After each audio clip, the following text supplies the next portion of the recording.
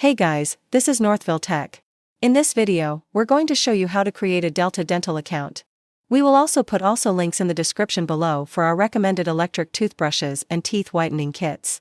To start, open the website deltadental.com. Then click on Register. Here, click on Create Account. First, click on the radio button beside I am a member or adult dependent and have coverage with Delta Dental. Then click on Next. Now, enter your first name, last name, member ID, date of birth, and zip code. Then click on Next. From the options provided, choose the group that applies to you.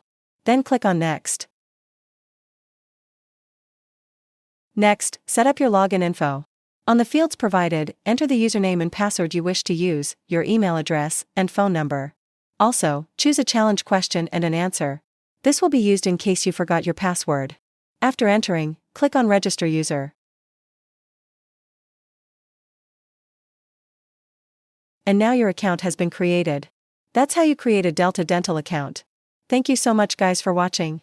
And if you have not yet subscribed to our YouTube channel, please subscribe to our YouTube channel as we create tech videos almost every day.